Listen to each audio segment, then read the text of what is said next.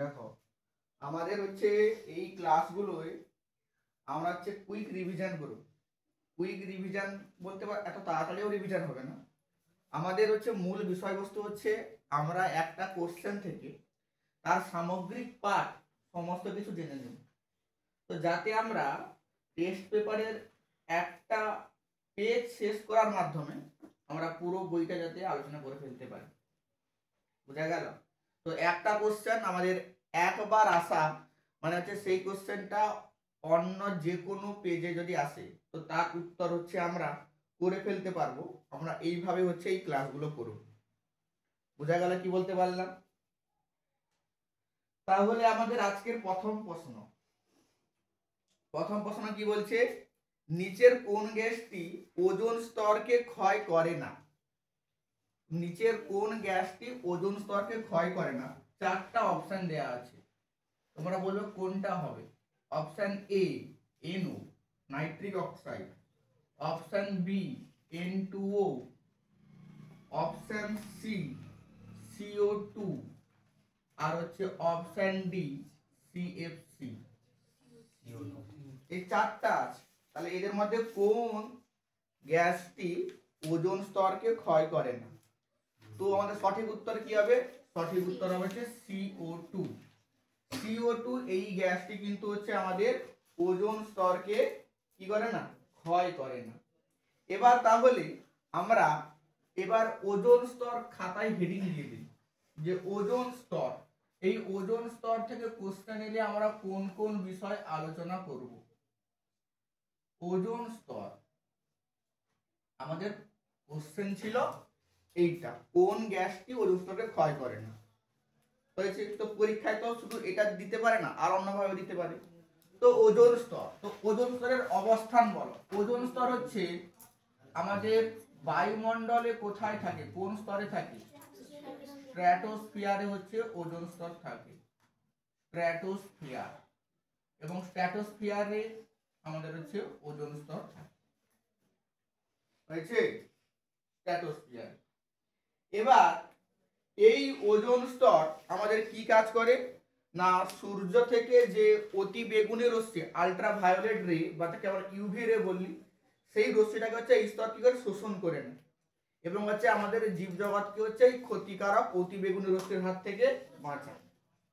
এবার ওজোন স্তরের যে ওজোন গ্যাসটা থাকে, যে ওজোন গ্যাস থাকে তার সংকেত কি না? ওজোন স্তর ওজোন গ্যাসের সংকেত কি গো? O3। O3। এবার এই ওজোন স্তরে ওজোন গ্যাসের যদি ঘনত্ব একটা নির্দিষ্ট মান থেকে কমে যায় তখন তাকে আমরা ওজোন ছিদ্র বলি। এবার এই ওজোন স্তরের ঘনত্ব আমরা কোন এককে মাপি? ডপসন ইউনিট, যাকে বলা হয় ডপসন একক। ডপসন একক বা ডপসন ইউনিট হচ্ছে DU দ্বারা প্রকাশ করা হয়। যে ওজোন স্তরের ঘনত্ব মাপার একক হচ্ছে DU অর্থাৎ ডপসন ইউনিট। কত ডপসনের কম হলে আমাদের ওজোন হোল সৃষ্টি হয়? বলো, কত ডপসনের কম হলে? 200 ডপসনের হচ্ছে কম হলে। যদি এই ওজোন স্তরের ঘনত্ব 200 ডপসনের থেকে কম হয়ে যায় তাহলে হচ্ছে কি ওজোন হোল দেখা যাবে। কি দেখা যাবে? ওজোন হোল দেখা যাবে। ওজোন স্তরের ঘনত্ব যদি 200 ডপসনের থেকে কমে যায়। হয়েছে? এবারে আমাদের এর সঙ্গে সঙ্গে 2 নম্বরের কিছুগুলো কোশ্চেন হচ্ছে মনে রাখতে হবে এবং পরীক্ষার জন্য ভালো করে পড়ে নিতে হবে। সেগুলো কি কোশ্চেন? খাতা লিখে ফেলো 2 নম্বর কোশ্চেন গুলো। ওজোন স্তর ধ্বংসে নাইট্রোজেনের অক্সাইডগুলির ভূমিকা, যাকে আমরা NOx লিখি, NOx নাইট্রোজেনের অক্সাইডগুলির ভূমিকা মানে NO আর N2O NO2 এদের ভূমিকা। ওজোন স্তর ধ্বংসে নাইট্রোজেনের অক্সাইডগুলির ভূমিকা ভেরি ভেরি ইম্পর্টেন্ট পরীক্ষার জন্য। বোঝা গেল? আর একটা কি মনে রাখবে? আর একটা করতে হবে সেম কোশ্চেন, ওজোন স্তর ধ্বংসে সিএফসি এর ভূমিকা, ওজোন স্তর ধ্বংসে সিএফসি এর ভূমিকা। ওজোন স্তর ধ্বংসে কার ভূমিকা? ওজোন স্তর ধ্বংসে হচ্ছে সিএফসি এর হচ্ছে ভূমিকা ওজোন স্তর ধ্বংস।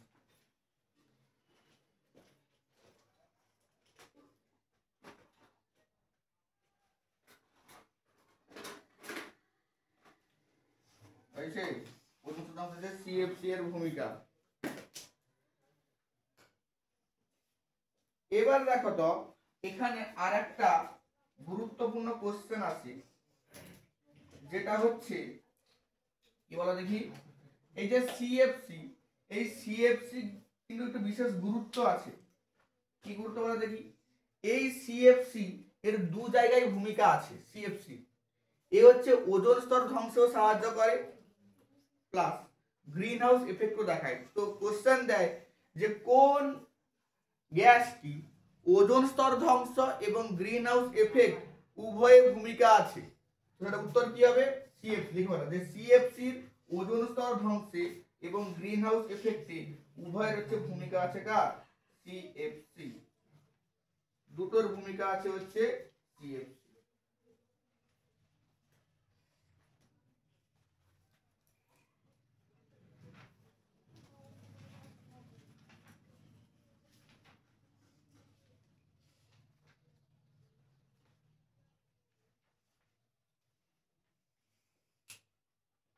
হয়েছে? দুটোর ভূমিকা আছে কার? সিএফসি। বুঝা গেল? এরপরে আমরা পরবর্তী কোশ্চেনে চলে যাই।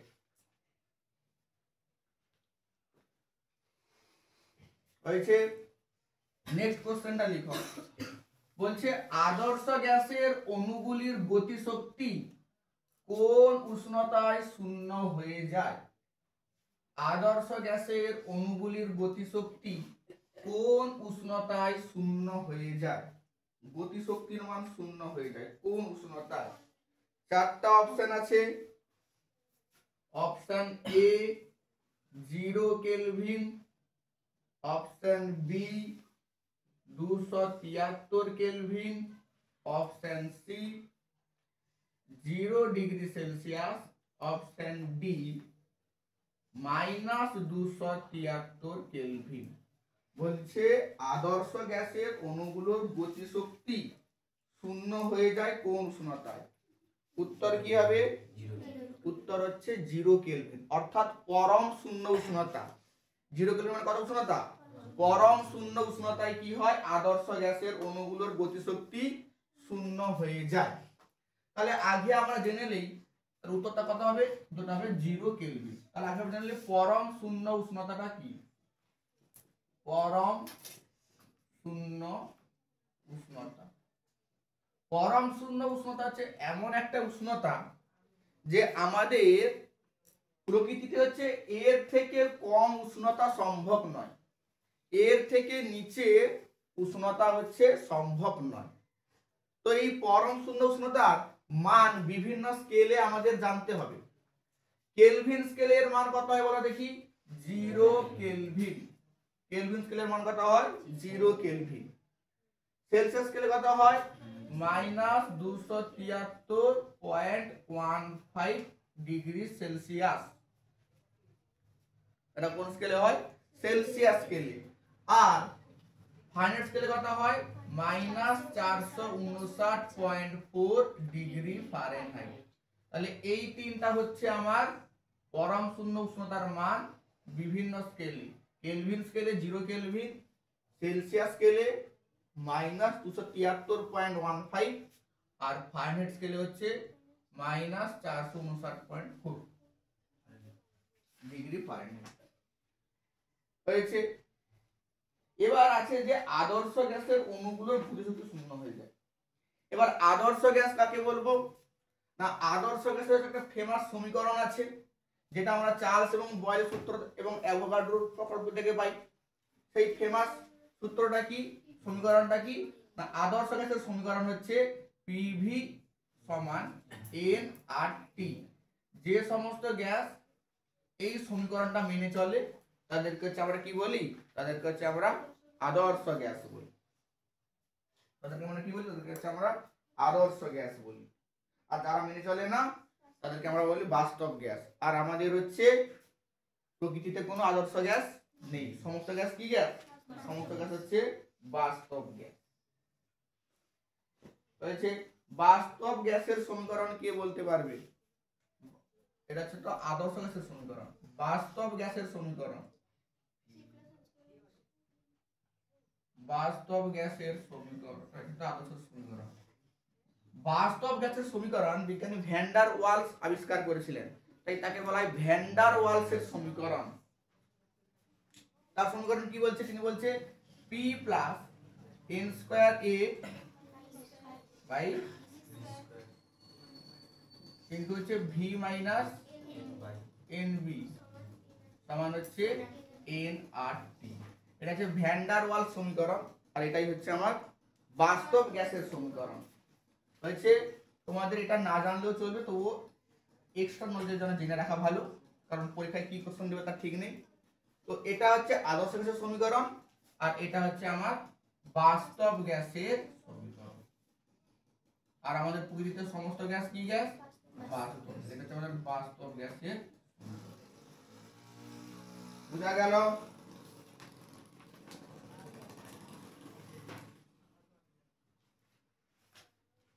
হয়েছে।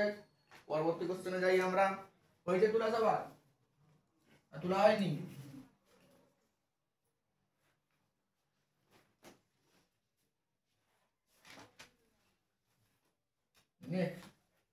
কি বলছে বলতো কোশ্চেন? বলছে নাইট্রোজেন গ্যাসের বাষ্প ঘনত্বের সমান বাষ্প ঘনত্বের গ্যাস কি হলো? কোশ্চেনটা লিখো।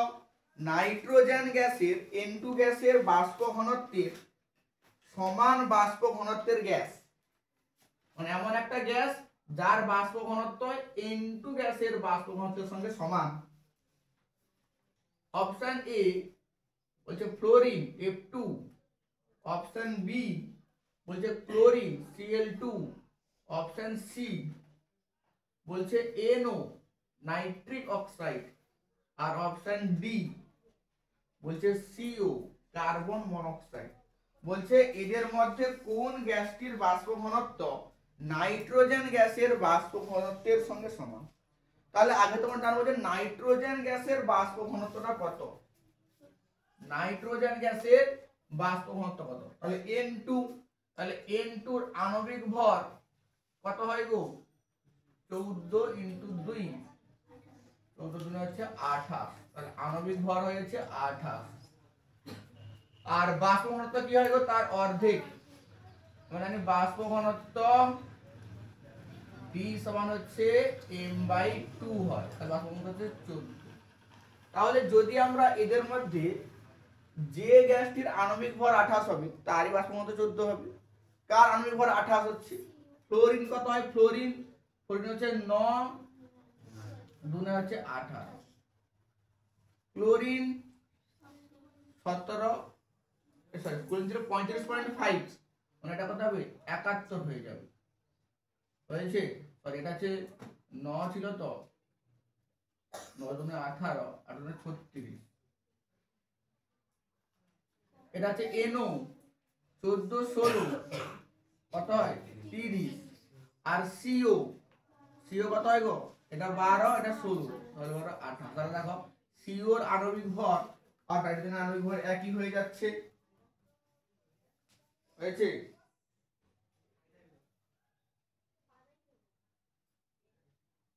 তাহলে উত্তর কি হবে?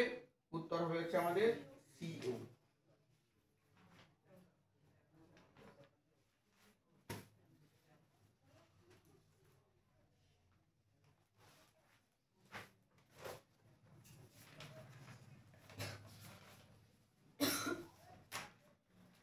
হয়েছে। যাই পরবর্তী কোশ্চেনে। পরবর্তী কোশ্চেন বলছে তাপ পরিবাহিতার একক এদের মধ্যে কোনটি তাপ পরিবাহিতার একক?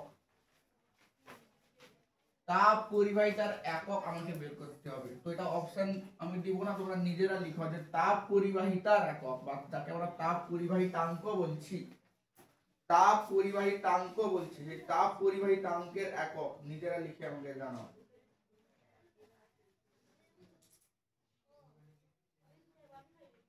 তাপ পরিবাহিতার একক কোনটা?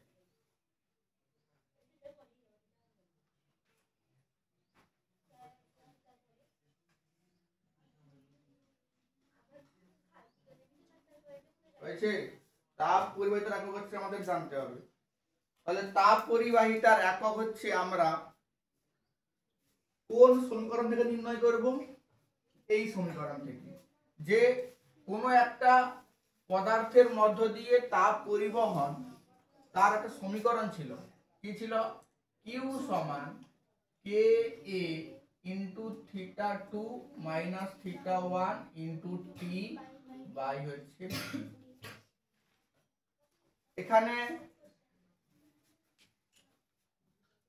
কিউটা হচ্ছে কত পরিমাণ তাপ প্রবাহিত হচ্ছে, এটা হচ্ছে তাপ পরিবাহিতা বা তাপ পরিবাহিতাঙ্ক বলা হয়, এটা হচ্ছে যে বস্তুর মধ্য দিয়ে যাচ্ছে তার প্রস্থচ্ছেদের ক্ষেত্রফল, থিটা 2 মাইনাস থিটা 1 হচ্ছে দুই প্রান্তের উষ্ণতার পার্থক্য,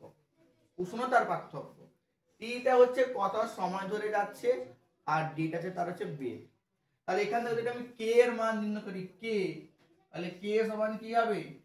কে সমান হবে Q into D by A into theta 2 minus theta 1 into T. এটা হলো কে এর সমীকরণ। তাহলে এই সমীকরণ থেকে আমি এককগুলো নির্ণয় করে ফেলি। প্রথম সিজিএস একক নির্ণয় করে ফেলি, সিজিএস একক।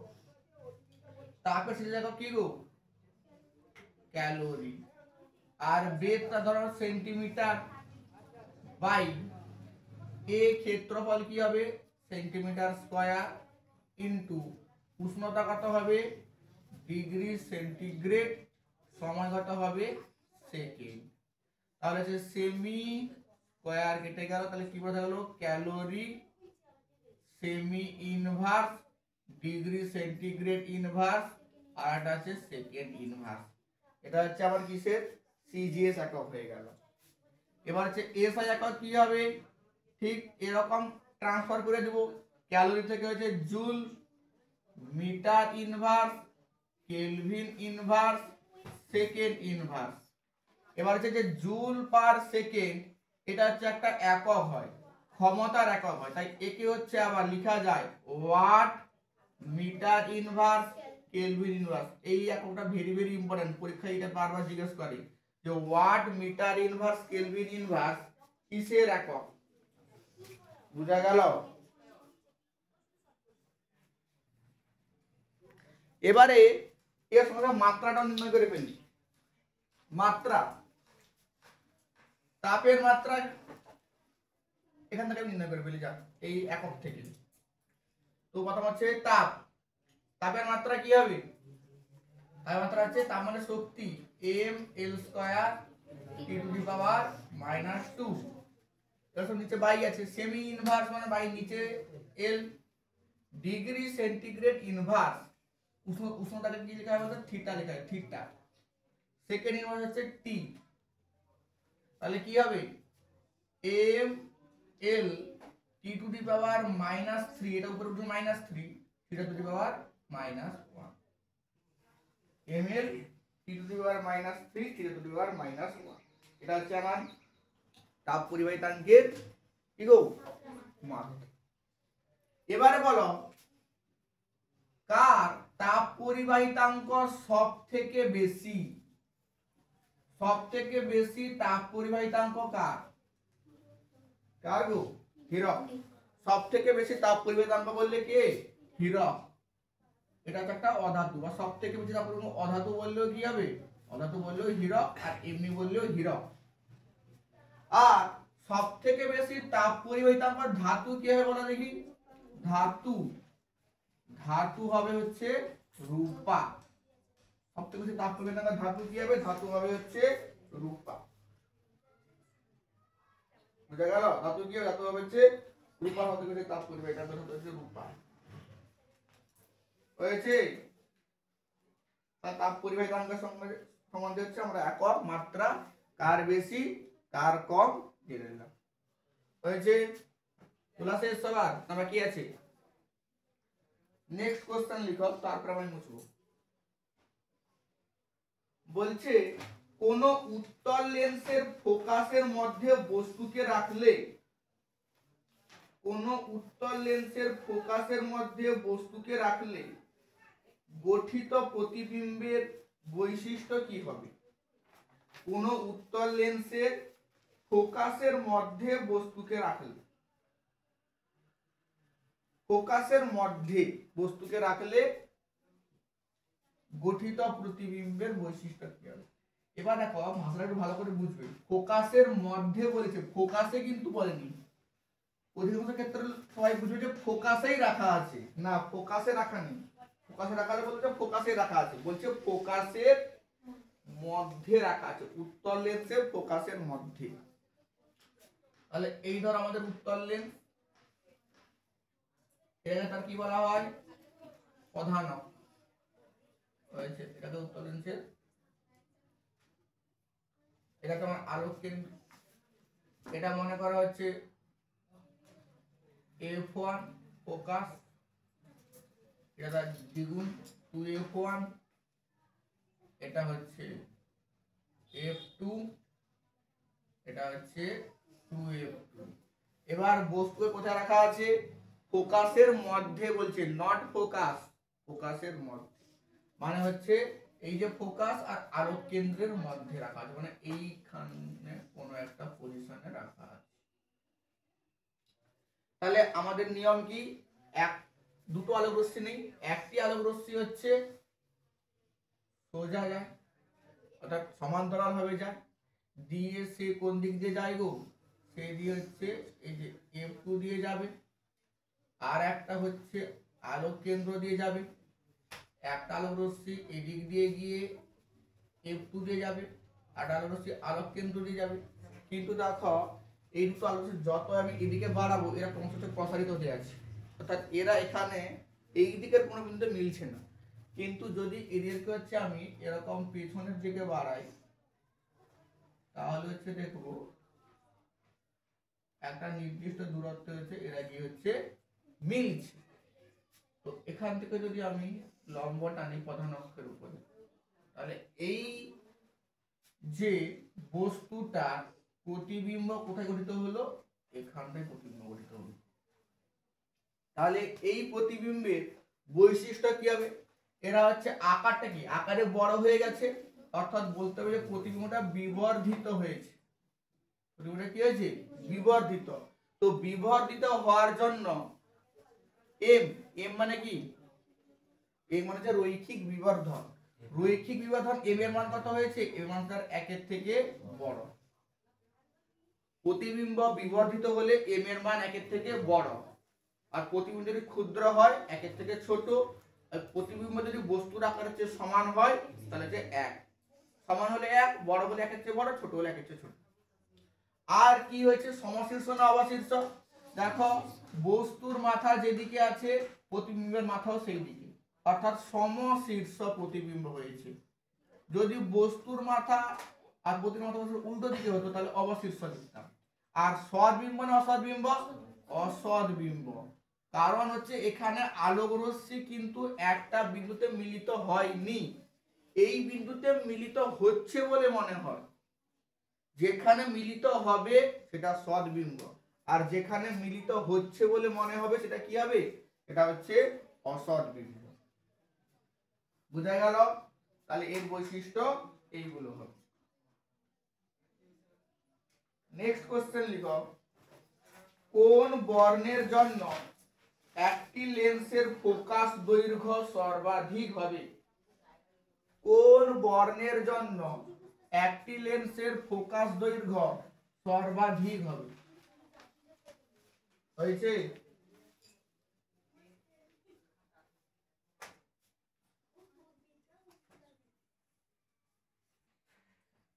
তাহলে প্রশ্নটা লেখা হয়েছে, কি বলেছিলাম? কোন বর্ণের জন্য একটি লেন্সের ফোকাস দৈর্ঘ্য সর্বাধিক হবে? এর আগের এটা একটু বড় কোশ্চেনগুলো লিখে রাখো, যে উত্তল লেন্সে বিভিন্ন অবস্থানে বস্তুকে রাখলে, উত্তল লেন্সের বিভিন্ন অবস্থানে বস্তুকে রাখলে প্রতিবিম্বের অবস্থান ও বৈশিষ্ট্য কি কি হবে? প্রতিবিম্বের অবস্থান ও বৈশিষ্ট্য কি কি হবে তা নির্ণয় করো। এটা তোমরা বাড়ি থেকে সবগুলো করে আসবে। অর্থাৎ 2f1 এর বাইরে রাখলে কি হবে, f1 আর 2f1 এর মধ্যে রাখলে কি হবে, f1 এ রাখলে কি হবে, আর এখানে করে দেওয়া হলো f1 আর আলোক কেন্দ্রের মধ্যে রাখলে কি হবে। তোমরা বাকি তিনটা কেস বাড়ি থেকে করে নিয়ে আসবে। তাহলে কি বলছে নেক্সট কোশ্চেনে, যে কোন বর্ণের আলোর জন্য একটি লেন্সের ফোকাস দৈর্ঘ্য সর্বাধিক হবে। এবার লেন্সের ফোকাস দৈর্ঘ্যের সঙ্গে প্রতিসরাঙ্কের একটা ব্যস্ত সম্পর্ক আছে।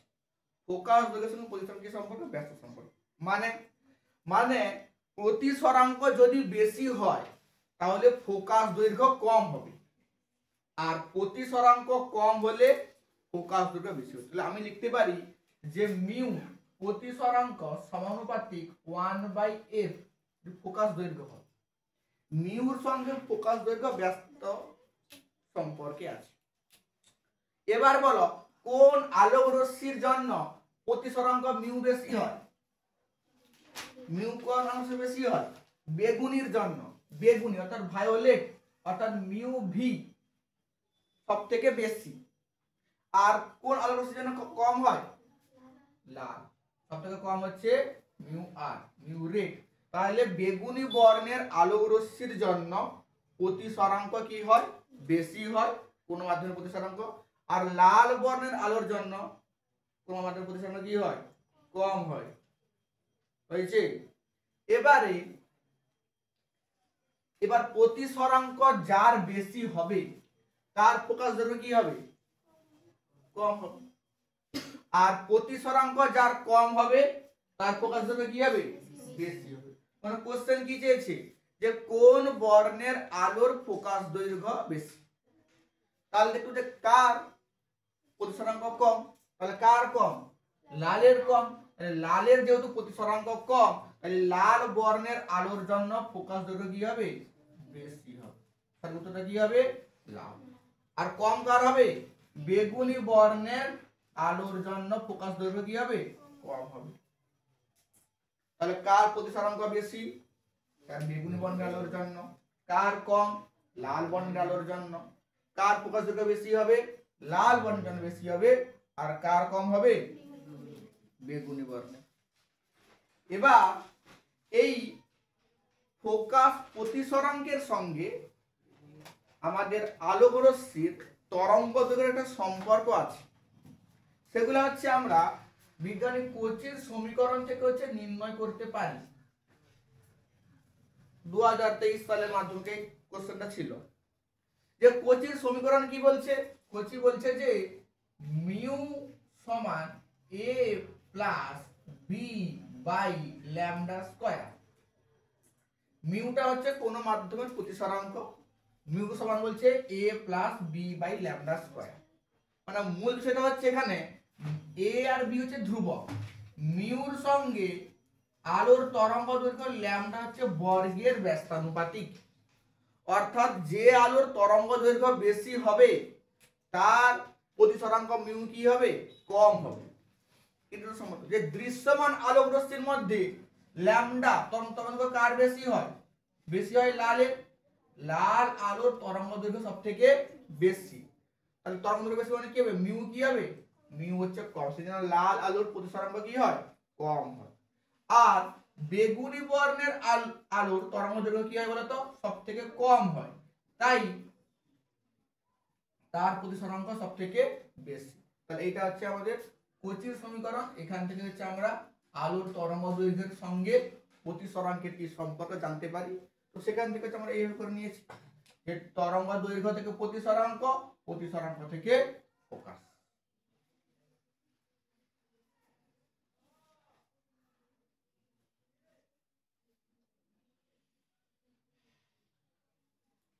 হয়েছে? নেক্সট কোশ্চেন লিখো।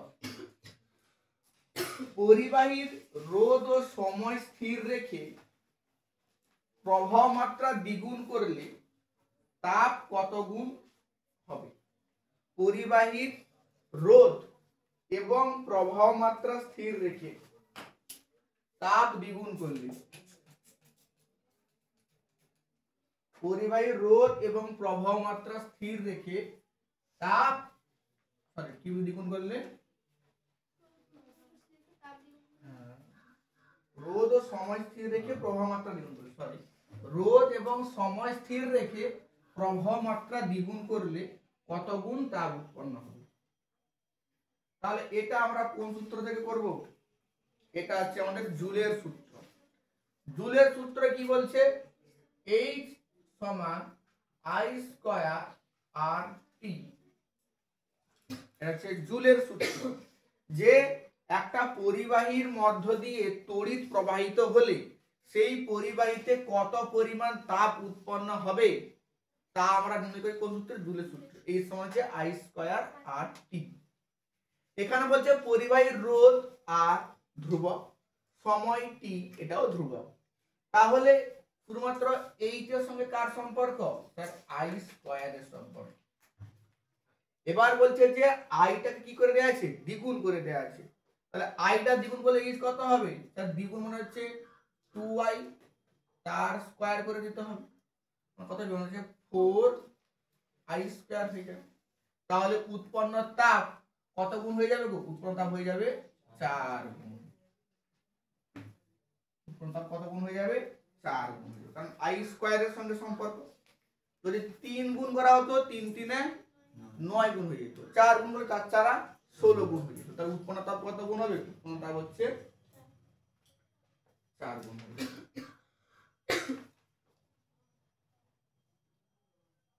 হয়েছে।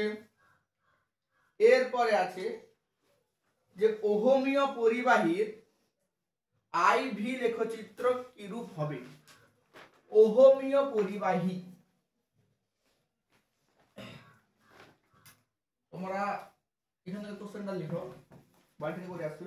জুলের 3টি সূত্র গাণিতিক রূপ সহ লেখো। জুলের 3টি সূত্র গাণিতিক রূপ সহ লেখো। আর একটা কোশ্চেন লিখো, কার্য এবং শক্তির ধারণা থেকে, কার্য এবং শক্তির ধারণা থেকে জুলের সূত্রটি প্রতিষ্ঠা করো। এই দুটো মোস্ট ফেমাস কোশ্চেন, পরের দিন করে নিয়ে আসবে।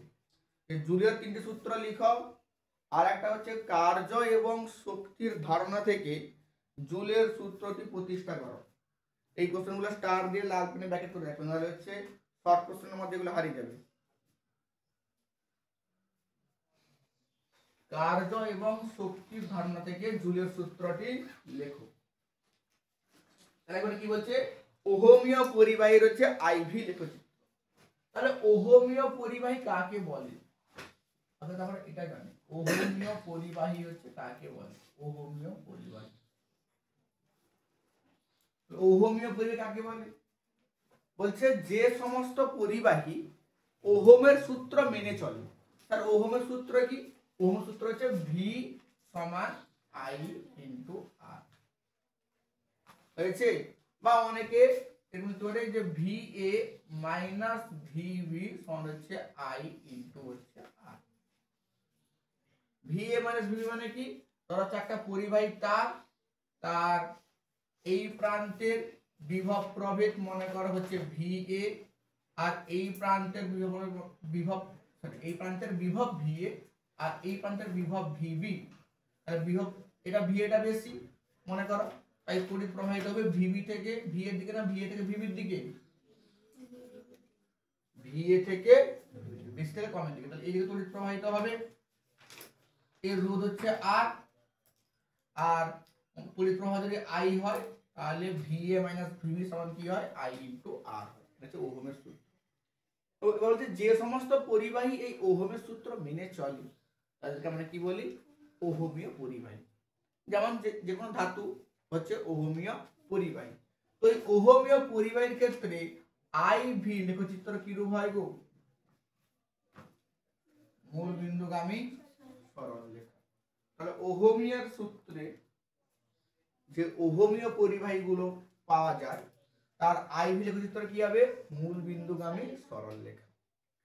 আর যারা ওহমের সূত্র মেনে চলে না তাদেরকে কি বলা হয়? অওহমীয় পরিবাহী। অওহমীয় পরিবাহী বলা হয় যারা হচ্ছে ওহমের সূত্র মেনে চলে না। উদাহরণ দাও। হ্যাঁ, ডায়োড, ট্রায়োড, ট্রানজিস্টর হয়েছে প্রভৃতি। ডায়োড, ট্রায়োড, ট্রানজিস্টর প্রভৃতি। এক্ষেত্রে আমাকে আরো দুটো এক্সট্রা জেনে রাখতে হবে। তো এর ক্ষেত্রে হচ্ছে আইভি লেখচিত্র মূল বিন্দুগামী সরলরেখা হয় না। ডায়োডের ক্ষেত্রে আইভি লেখচিত্র কি হয় জানো? ডায়োডের ক্ষেত্রে ধরো এদিকে আই, এদিকে ধরো ভি, তো আইভি লেখচিত্র এরকম হয়। এটা এদিকে, এটা এদিকে। ডায়োডের ক্ষেত্রে আইভি লেখচিত্র এরকম হয়। এটা হচ্ছে ডায়োডের ক্ষেত্রে। ক্ষেত্রে আইভি লেখচিত্র হচ্ছে এরকম। তো এটা আমাদের নেক্সট ক্লাস 12 এ গেলে তোমরা পড়বে। এখন জেনে রাখতে পারো যে হচ্ছে এর অওহমীয় পরিবাহীর ক্ষেত্রে আইভি লেখচিত্র মূল বিন্দুগামী হয় না। এবারে হচ্ছে যারা ওহমীয় পরিবাহী, ধাতু, ধাতুর ক্ষেত্রে উষ্ণতা বাড়ার সঙ্গে সঙ্গে কিন্তু রোধ আর এর মান বেড়ে যায়। ধাতুর ক্ষেত্রে উষ্ণতা বাড়ার সঙ্গে সঙ্গে কি যায়? রোধ বেড়ে যায়। তো ধাতুর ক্ষেত্রে যদি আমরা আর উষ্ণতা ধরো টি এ যদি আমরা একটা গ্রাফ অঙ্কন করি তাহলে সেটা কি হবে বলতো? গ্রাফের যেরকম মূল বিন্দুগামী সরলরেখা। ধাতুর ক্ষেত্রে রোধ আর হচ্ছে উষ্ণতা, টিটা হচ্ছে উষ্ণতা, মূল বিন্দুগামী সরলরেখা। কিন্তু অর্ধ পরিবাহীর ক্ষেত্রে, কার ক্ষেত্রে? অর্ধ পরিবাহীর ক্ষেত্রে কিন্তু ঠিক উল্টো। অর্ধ পরিবাহী বলতে মানে কি? সিলিকন, জার্মেনিয়াম, সিলিকন, জার্মেনিয়াম হচ্ছে প্রভৃতি অর্ধ পরিবাহী। অর্ধ পরিবাহীর ক্ষেত্রে কিন্তু উষ্ণতা বৃদ্ধি করলে রোধ কমে যায়। এটা হচ্ছে ধাতু আর অর্ধ পরিবাহীর মধ্যে পার্থক্য। ধাতুর ক্ষেত্রে উষ্ণতা বাড়লে রোধ বাড়ে, বাট অর্ধ পরিবাহীর ক্ষেত্রে উষ্ণতা বাড়লে কি হয়? রোধ কমে যায়। তার হচ্ছে রোধ আর উষ্ণতার যে গ্রাফটা হয় এরকম। এটা হচ্ছে অর্ধ পরিবাহীর ক্ষেত্রে, অর্ধ পরিবাহীর ক্ষেত্রে। আর এটা হচ্ছে ধাতুর ক্ষেত্রে। ধাতুর ক্ষেত্রে উষ্ণতা বাড়লে রোধ বাড়ে, উষ্ণতা বাড়লে রোধটা কমে গেছে। বুঝা গেল? তাহলে তোমাদের এখান থেকে 2 নম্বরের কোশ্চেন লিখে ফেলো যে ওহমের সূত্রটি বিবৃত করো গাণিতিক রূপ সহ। ওহমের সূত্রটি বিবৃত করো গাণিতিক রূপ সহ। আর একটা কোশ্চেন লিখো ওহমের সূত্র থেকে রোধের সংজ্ঞা দাও। ওহমের সূত্র থেকে রোধের সংজ্ঞা দাও। ওহমের সূত্র থেকে রোধের সংজ্ঞা দাও। আর একটা লিখো ওহমীয় পরিবাহী ও অওহমীয় পরিবাহীর মধ্যে পার্থক্য লেখো। ওহমীয় পরিবাহী এবং অওহমীয় পরিবাহীর মধ্যে পার্থক্য লেখো। পার্থক্য বলে সবগুলো লিখবি, তাকে বলে উদাহরণ, গ্রাফ সবগুলো লিখতে হবে। ওহমীয় পরিবাহী আর হচ্ছে অওহমীয় পরিবাহীর মধ্যে হচ্ছে পার্থক্য। পার্থক্য বলে যে সবগুলো আছে তোমাদের লিখতে হবে।